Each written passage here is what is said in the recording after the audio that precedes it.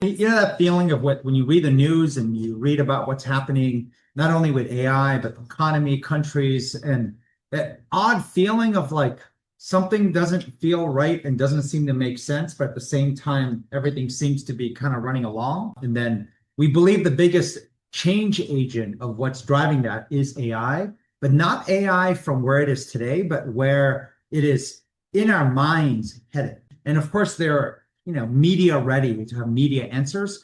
But this individual was talking at Georgetown University and talking about how mass unemployment, in essence, is around the corner. That AI is going to destroy more jobs than it creates, and it's going to have this social disruption, very high unemployment. And the students, of course, are expressing concerns from their side that looking at their future and their options for employment and whatnot. They're more concerned than they are excited about what AI is going to do in the workplace and going to do in their lives. And it was talking about everything from whether it's Elon from Tesla or Larry Ellison from Oracle, talks about the CEO of Anthropic, who at one point said he believed 50% of entry-level white-collar jobs are going to disappear. And then almost all the advice that's out there is telling people to go into blue collar work, right? And so this was an interview by this individual talking with a conversation with the CEO of Ford, saying AI is coming for coders, but not welders. The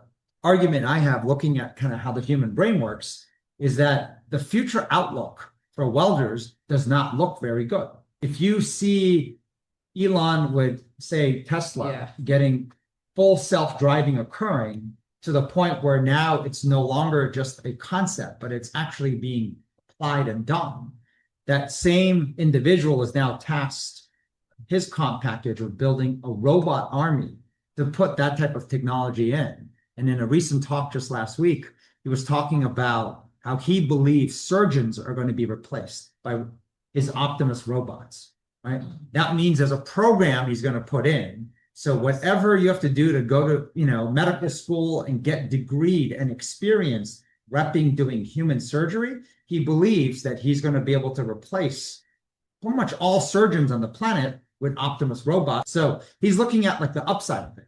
But of course, if all surgeons could get replaced, it's hard to believe that same robot can't do plumbing, can't do welding, can't do like construction or whatever jobs. And I think this is the part where I think if you are a parent and if you went to, say, an Ivy League school, it might be hard for you to be like, you know what, I'm listening to all this and I should change gears and send my children to trade schools, plumbing school, welding school, instead of going to Ivy League schools, because the future doesn't exist for white collar jobs doing desk work.